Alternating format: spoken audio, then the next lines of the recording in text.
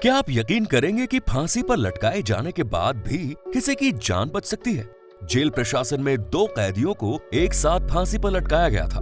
एक की मौत फांसी देने के तत्काल बाद हो गई, लेकिन दूसरे की सांस फांसी पर लटकाए जाने के बाद भी चल रही थी। तो आखिर क्या कारण हो सकता है इसका? ये मामला अपने समय का इतना चर्चित कांड था कि इसके चलते अटल बिहारी वाजपेयी के ऊपर हमला भी हो गया था। न्यूज में आते ही इस मामले के साथ पब्लिक सेंटिमेंट जुड़ता चला गया। पुलिस डायरी में रंगा बिल्ला के नाम से फेमस इस मामले में उस समय काफी सुर्खियां बटोरी। आखिर क्यों इसके साथ पब्लिक सेंटिमेंट जुड़ता चला गया, आइए जानते हैं आज के इस वीडियो में। दोस्तों, रंगा बिल्ला की कहानी शुरू होती है साल 1975 से। आपको बता दें कि रंगा का पूरा नाम कुलजीत सिंह था। साल 1975 में वो ट्रक चलाया करता था, लेकिन ट्रक की ड्राइवरी करते करते उसका मन इस काम से अब ऊबने लगता है, तो वो आगे चलकर मुंबई पहुंच जाता है और वहां पर टैक्सी चलाने लगता है। टैक्सी चलाकर वो आराम से पैसे कमा रहा था, लेकिन उसके मन में तो किसी और चीज की ही कीड़ा कुलबुला रहा था।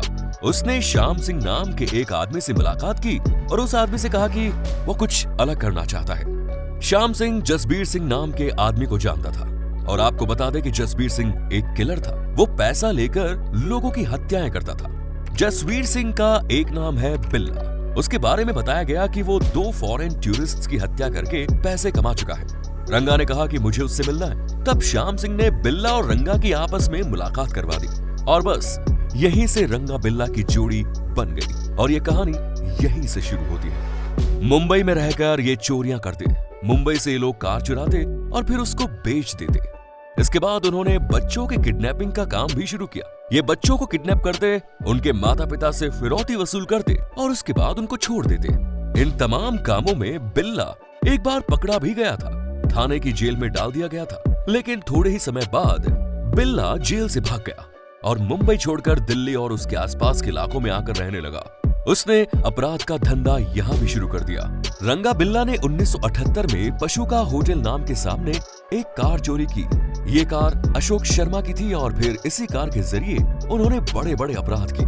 रंगा बिल्ला की कहानी दोस्तों आगे भी जारी रहेगी, मगर हमारे जिन नए साथियों ने अभी तक चैनल को सब्सक्राइब नहीं किया है वो लोग जल्दी से सब्सक्राइब कर लें और नोटिफिकेशन बेल को ऑन कर दें। रंगा बिल्ला ने अपनी लाइफ में बहुत सारे अपराध किए। ऐसे ही अपराधों में एक अपराध ऐसा भी था जो उनकी इस क्राइम कुंडली में ऐसा क्राइम साबित हुआ जिसकी वजह से उन्हें फांसी के तख्ते पर चढ़ना पड़ा। भारत सरकार देश में बहादुर के कारनामा करने वाले बच्चों को एनकरेज करने के लिए वीरता पुरस्कार देती है और इन्हीं वीरता पुरस्कारों में गीता चोपड़ा और संजय चोपड़ा के नाम से भी पुरस्कार दिए जाते हैं। आपको बता दें कि रंगा बिल्ला ने जो अपराध किया था वो इन्हीं 2 मासूम बच्चों के खिलाफ किया था। Geeta Chopra Jesus and Mary college में कॉमर्स की पढ़ाई कर रही थी और सेकेंड ईयर में थी। उसे सिंगिंग का काफी शौक था और वो अपने पिता की लाडली भी थी। जबकि संजय चोपड़ा 10वीं कक्षा का स्टूडेंट था। उसकी हाइट थी 5 फुट 10 इंच। उसे बॉक्सिंग का शौक था। ये दोनों बच्चे अपने माता पिता के साथ एक रिस्पॉन्सिबल और हैप्पी लाइफ एंजॉय करते थे। इनके पिता MM चोपड़ा एक नेवी ऑफिसर थे जो दिल्ली में ही पोस्टेड थे। 23 सितंबर 1978 के इंडिया टुडे मैगजीन के एडमिशन में दिलीप बॉब ने लिखा कि गीता और संजय के पिता कैप्टन MM चोपड़ा ने बताया कि 26 अगस्त साल 1978 शनिवार की शाम 6 बजे उनके दोनों बच्चे दिल्ली के धौला कुआं स्थित ऑफिसर्स कॉलोनी से बाहर निकले। आकाशवाणी पर प्रसारित होने वाले युवाणी कार्यक्रम के इन द ग्रूव प्रोग्राम में गीता को पार्टिसिपेट करना था। आकाशवाणी का स्टूडियो संसद मार्ग पर स्थित था और दोनों इसी रास्ते पर निकले थे। फैमिली के टाइप प्रोग्राम के मुताबिक बच्चों को प्रोग्राम अटेंड करना था और प्रोग्राम के बाद रात 9 बजे के लगभग कैप्टन चोपड़ा अपने बच्चों को स्टूडियो से पिक कर लेते।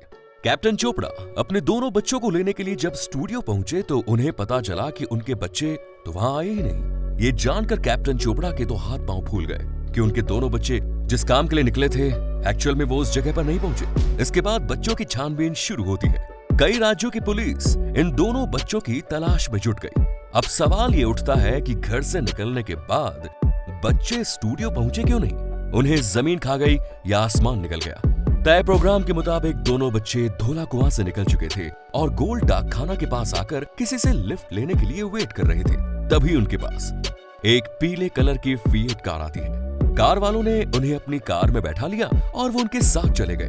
कार में बैठने के बाद कार ऑल इंडिया रेडियो के स्टूडियो की तरफ बढ़ चली। लेकिन आगे चल करके कार के ड्राइवर ने रास्ता बदल दिया। इस बात को संजय चोपड़ा नहीं समझ पाया क्योंकि उसे रास्ते का ज्ञान नहीं था। लेकिन गीता चोपड़ा इसी रास्ते से अक्सर आती जाती रहती थी और इसीलिए उस रास्ते का उसे नॉलेज भी था। उसने कार ड्राइवर से कहा, भैया आप तो गलत रास्ते पर लेकर जा रहे हैं, ये रास्ता आकाशवाणी स्टूडियो की तरफ नहीं जाता है। तब ड्राइवर ने उससे कहा, अरे नहीं नहीं, यही रास्ता सही रास्ता है, चुपचाप बैठे रहो। लेकिन गीता उसका विरोध करना शुरू कर देती है। वो ड्राइवर को मारना शुरू कर देती है और दूसरी तरफ संजय कार की खिड़की से बाहर की तरफ देखकर लोगों से मदद की अपील करता है। दोनों बच्चों के साथ जो भी घटना घटी उसके एक चश्मदीद गवाह मिस्टर भगवान दास भी थे।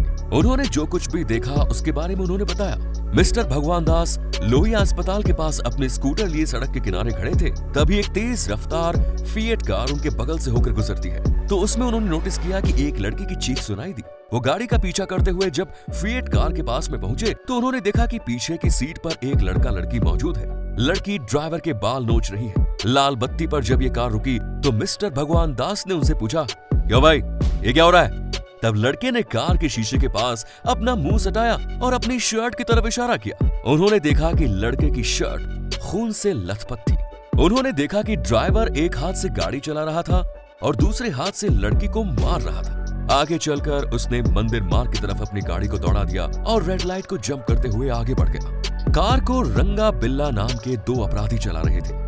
उन्होंने बुद्धा गार्डन की तरफ कार को मोड़ दिया। बुद्धा गार्डन से आगे होते हुए एक रिच गार्डन पड़ता है जो उस समय काफी सुनसान इलाका हुआ करता था और जब उनको सुनसान इलाका दिखा तो वहां उन्होंने कार को रोक दिया। यहाँ पहुंचने के बाद उन्होंने दोनों बच्चों से बात की और उनसे पूछा कि तुम्हारे पापा कौन है और क्या करते हैं। तब उन्होंने बताया कि मेरे पापा का नाम मदन मोहन चोपड़ा है और वो नेवी में ऑफिसर है। इतना सुनते ही रंगा बिल्ला की हवा टाइट हो गई क्योंकि उन्होंने बच्चों का अपहरण कर लिया था, क्योंकि उन्हें लगा था कि ये किसी बड़े घर के बच्चे हैं और इनको किडनैप करके वो अच्छी खासी फिरौती वसूलेंगे। लेकिन ये बच्चे तो एक नेवी ऑफिसर के बच्चे निकले जिसकी उन दिनों बहुत ज्यादा सैलरी नहीं हुआ करती थी। इसके बाद रंगा बिल्ला उन बच्चों को सुनसान इलाके की तरफ ले जाते हैं। लड़के को कार से उतारकर बिल्ला झाड़ियों की तरफ ले जाता है और अपनी तलवार से संजय चोपड़ा की हत्या कर देता है। दूसरी तरफ रंगा कार में बैठी गीता चोपड़ा के साथ बलात्कार करता है और इसके बाद बिल्ला भी वहां आता है और वो भी गीता के साथ रेप करता है।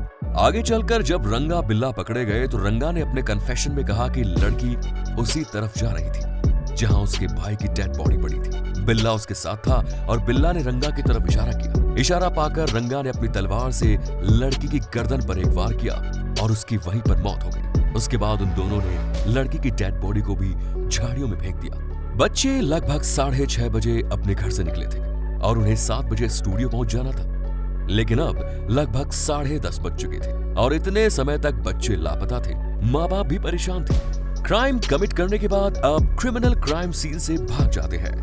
वो आगे चलकर मजलिस पार्क में अपनी गाड़ी छोड़ देते हैं और आपको बता दें कि ये लोग जब मुंबई से दिल्ली आए थे तो इनका इरादा था कि यहाँ रहकर वो कुछ अपराध करेंगे, अपहरण करेंगे, फिरौती वसूलेंगे, पैसे बनाएंगे और उसके बाद आगे की योजना पर काम करेंगे। इन्होंने मजलिस पार्क के पास एक कमरा किराए पर लिया था और वो यहीं रहते थे। इसी मजलिस पार्क के पास इन्होंने अपनी गाड़ी को पार्क किया और फिर यहाँ से वो 9-2-11 हो गए। बच्चे जब नहीं मिले तो रविंद्र गार्डन थाने में बच्चों की गुमशुदगी की रिपोर्ट दर्ज कराई गई और काफी जोर शोर से उनकी तलाश की जाने लगी। घटना के लगभग 2 दिन बाद 29 अगस्त को एक किसान अपने खेतों में भैंसों को चराने के लिए पहुंचा और जब वो झाड़ियों की तरफ आया तो उसने देखा कि झाड़ियों के पास 2 डेड बॉडी पड़ी है जो एक लड़के और एक लड़की की है। वो इसकी सूचना पुलिस को देता है। पुलिस डेड बॉडी को देखकर पहचान लेती है कि ये तो संजय चोपड़ा और गीता चोपड़ा की डेड बॉडी है। वो मदन मोहन चोपड़ा के पास फोन करती है। इसके बाद जब ये घटना सामने आती है तो गीता के कॉलेज जीसस एंड मेरी के सभी स्टूडेंट्स गुस्से से भर जाते हैं और वो प्रोटेस्ट करने लगते हैं। छात्रों की तरफ से ये हंगामा बढ़ता ही जाता है और इतना ज्यादा बढ़ जाता है कि फाइनली उस समय के फॉरेन मिनिस्टर अटल बिहारी वाजपेयी को बीच में आना पड़ता है। वो बच्चों के बीच जाकर उन्हें समझाने की कोशिश भी करते हैं। अभी वो बच्चों को समझा ही रहे थे कि तभी कुछ बच्चों ने पत्थरबाजी शुरू कर दी और बच्चों के फेंके गए पत्थरों में से एक पत्थर अटल बिहारी वाजपेयी के सिर पर जाकर लगता है। उनका सफेद कलर का कुर्ता पूरी तरह से खून में रंग जाता है। इसके बाद ये मामला मीडिया जगत में सुर्खियों में बना रहता है। अखबार में छपी खबर को भगवान दास भी पढ़ते हैं और जब वो उन बच्चों की तस्वीर देखते हैं तो उन्हें उन अपराधियों के चेहरे भी याद आ जाते हैं जिन्हें उन्होंने कार में देखा था। जिसके बाद वो पुलिस के पास पहुंचता है और पुलिस के पास जाकर वो अपराधियों का स्केच तैयार करवाता है जो इन बच्चों के गुनहगार होते हैं। अपराधियों का स्केच तैयार हो जाता है और इसके बाद हर अखबार के नेक्स्ट एडिशन में इन अपराधियों की तस्वीर सामने आ जाती है। पुलिस और भी अलर्ट हो जाती है और अपराधियों पर शिकंजा कसने लगता है, लेकिन इसके बावजूद अपराधी पकड़े नहीं जाते और लोगों का गुस्सा बढ़ता जाता है। लोगों का प्रोटेस्ट भी बढ़ता जाता है और देखते ही देखते पूरा देश इस केस को लेकर उबलने लगता है। ऐसी सिचुएशन में देश में उस समय भारतीय जनता पार्टी की सरकार थी और प्रधानमंत्री थे मोरारजी देसाई। घटना की गंभीरता को देखते हुए मोरारजी देसाई खुद पीड़ित परिवार के घर पहुंचते हैं और उनसे मिलकर उन्हें इस बात का विश्वास दिलाते हैं कि जो भी अपराधी हैं वो जल्द से जल्द पकड़े जाएंगे और फिर उसे उनके अंजाम तक पहुंचा दिया जाएगा। दूसरी तरफ रंगा बिल्ला भी अपनी जिंदगी में भागम भाग मचाए हुए थे क्योंकि उनको भी कहीं चैन नहीं मिल रहा था। वो दिल्ली से मुंबई गए, मुंबई से आगरा आए और आगरा से उन्होंने कालका मेल को पकड़ा। वो इस गाड़ी में बैठकर पुलिस और कानून की नजर से उसकी पकड़ से दूर जाना चाहते थे, लेकिन उनकी बदकिस्मती देखिए कि पुलिस की पकड़ से दूर जाते जाते ये सेना की पकड़ में आ गए। जी हाँ, ये कालका मेल में जिस डब्बे में बैठे थे वो डब्बा सैनिकों के लिए रिजर्व था, लेकिन शायद इनको ये जानकारी नहीं थी। जब सैनिक वहां पर पहुंचे तो इनकी गिग्घी बंध गई। एक सैनिक ने इनसे पूछा कि तुम लोग कौन हो? तो रंगा ने कहा कि हम लोग भी सैनिक हैं। तब सैनिक ने कहा कि अपना आई कार्ड दिखाइए, लेकिन एक दूसरे सैनिक ने इन दोनों को देखा तो अखबार में छपे स्केच से उनके चेहरे का मिलान किया और वो समझ गया कि ये वही रंगा बिल्ला है जिनकी तलाश में पूरे देश की पुलिस मारी मारी फिर रही है। इसके बाद सेना के जवान इन दोनों को तब तक उसी डिब्बे में बिठला कर रखते हैं और दिल्ली आने पर उन्हें जीआरपी के हवाले कर देते हैं। यहाँ से मामला कानून के हवाले कर दिया जाता है। मजलिस पार्क से फिएट कार बरामद होती है। फिएट कार को इन्होंने अशोका होटल से चुराया था। कार का मालिक भी मिल जाता है, कार के सारे सबूत मिल जाते हैं और पुलिस जब मामला अदालत में पेश करती है तो छोटी अदालत से इनको फांसी की सजा मिलती है जो सुप्रीम कोर्ट तक बरकरार रहती है। और इतना ही नहीं, इन लोगों की राष्ट्रपति के पास दी गई दया याचिका भी खारिज हो जाती है और फाइनली इनकी फांसी का दिन निश्चित हो जाता है। और इसके बाद वही दिन आता है जिस दिन इन्हें फांसी दी जानी थी। 31 जनवरी साल 1982 का दिन तिहाड़ जेल में इम्पोर्टेंट था क्योंकि आज के दिन फांसी की सजा पाए 2 खतरनाक कैदियों को फांसी पर चढ़ाया जाना था। सुबह के 5 बजे जब दुनिया में सूरज अपनी रोशनी बिखेर रहा था तब दिल्ली के तिहाड़ जेल में जेल अथॉरिटी रंगा बिल्ला को उठाकर उन्हें चाय पिला रही थी। रूटीन के मुताबिक चाय पिलाने के बाद उन्हें फांसी के लिए रेडी होना था, नहाना धोना था। इसके बाद उन्हें मौका दिया जाता है अपनी वसीयत लिखवाने का। उनसे कहा जाता है कि यदि तुम अपनी वसीयत लिखवाना चाहते हो और हाँ कहते हो तो मजिस्ट्रेट साहब यहाँ आ जाएंगे, तुम उनके सामने अपनी वसीयत लिखवा सकते हो। लेकिन दोनों ने ही ऐसा करने से मना कर दिया। फांसी देने का समय नजदीक आ रहा था। उस समय से लगभग 10 मिनट पहले उन दोनों को नहाने का मौका दिया गया, जिसमें से रंगा ने नहा लिया लेकिन बिल्ला ने नहाने से मना कर दिया। रंगा बिल्ला को फांसी पर चढ़ाए जाने की पहली रात की बात करें तो वो रात भी सामान्य नहीं थी। रंगा तो आराम से खाना खाकर सो गया, लेकिन बिल्ला ने ना तो खाना खाया और ना ही सोया, बल्कि पूरी रात अपनी कोठरी में चक्कर लगाता रहा, बड़बड़ाता रहा और वो यही कहता रहा कि रंगा ने उसे फंसा दिया। जिस समय इन दोनों को फांसी दी जानी थी उस समय सुनील गुप्ता वहीं मौजूद थे। आपको बता दें ये वही व्यक्ति हैं जिन्होंने black warrant confession of a Tihar jail jailer के नाम से एक किताब लिखी और इस किताब को लिखने में इनका सहयोग हिंदुस्तान टाइम्स की सह संपादक रही जर्नलिस्ट सुनेत्रा मल्होत्रा ने किया। सुनील गुप्ता का कहना है कि रंगा मजाकिया और हंसमुख स्वभाव का था। रंगा की हाइट 5 फुट 10 इंच थी। इसी कंडीशन में भी वो अपने आप को खुश रखने की कोशिश करता था। वो अक्सर कहा करता था रंगा खुश। दूसरी तरफ बिल्ला एक गंभीर किस्म का इंसान। वो केवल 5 फीट का था। वो अपने किए पर पछताने से ज्यादा इस बात पर भरोसा करता था कि उसको तो रंगा ने फंसा दिया। जेल मैनुअल के नियमों के मुताबिक जब तक किसी व्यक्ति की मर्सी पिटीशन प्रेसिडेंट रिजेक्ट नहीं कर देते तब तक उसे एक नॉर्मल प्रिजनर मानकर उसके साथ व्यवहार किया जाता है। और जब किसी फांसी की सजा पाए हुए कैदी की दया याचिका को राष्ट्रपति अस्वीकार कर देते हैं तब उसके पैरों में बेड़ियां डाल दी जाती है और उसे काल कोठरी में बंद कर दिया जाता है। रंगा बिल्ला के केस का जब ट्रायल चल रहा था उस दौरान की बातों को याद करके सुनील गुप्ता बताते हैं कि वो दोनों कभी टेनिस खेलते थे तो कभी फुटबॉल और अपने आप को व्यस्त रखने की कोशिश करते थे। सुनील गुप्ता के अकॉर्डिंग उन्होंने दोनों को 5 बजे जगाकर दोनों को नहाने का मौका दिया। बिल्ला ने नहाने से मना कर दिया। फांसी दिए जाने से पहले दोनों अपराधियों को तख्ते पर लाया गया। फंदा गले में डालने से पहले उनके चेहरे पर काले कपड़े की थैली डाली गई, जिससे कि वो बाहर न देख पाए। फांसी के समय बिल्ला रो रहा था, जबकि रंगा का मिजाज अलग। उसने फांसी पर चढ़ने से पहले जोर से नारा लगाया, जो बोले सो निहाल, सत श्री अकाल। फांसी के कुछ सेकंड्स पहले सुनील गुप्ता ने नोट किया कि दोनों के चेहरे का रंग उड़ गया। ऐसा लगता है जैसे कि उन्हें जीवन में पहली बार मौत का डर सता रहा था। फांसी का समय नजदीक आने पर उस समय के जेल सुपरिटेंडेंट आर्य भूषण शुक्ला ने रुमाल हिलाया और जल्लाद कालू ने फकीरा की मदद ली और लिवर खींच दिया।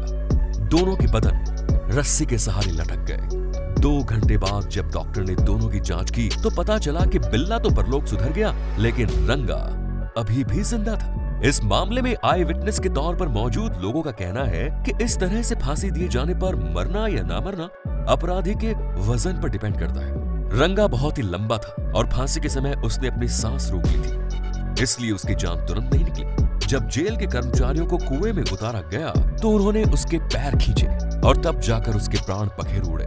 और ये बात उस समय फांसी के बाद पोस्टमार्टम किए जाने का नियम नहीं था, वरना ये खबर बाहर आ जाती कि रंगा को फांसी के बजाय किसी और तरीके से मारा गया है। हालांकि इस घटना के 32 साल बाद शत्रुघ्न चौहान के दिए फैसले के बाद ये नियम आ गया कि फांसी दी जाने के बाद व्यक्ति का पोस्टमार्टम कराया जाना जरूरी है। रंगा बिल्ला की मौत के बाद किसी भी रिलेटिव ने उनकी बॉडी को क्लेम नहीं किया और जेल एडमिनिस्ट्रेशन की तरफ से ही उन दोनों की अंत्येष्टि कर दी गई। तो ये थी कुख्यात अपराधी रंगा बिल्ला की पूरी कहानी। इस मामले में आपको निश्चित रूप से निर्भया केस की झलक नजर आई होगी। ये अपने समय का सबसे चर्चित केस था। इस मामले पर आपका क्या कहना है, हमें कमेंट्स में जरूर बताएं। वीडियो पसंद आए तो लाइक करें, शेयर करें। धन्यवाद।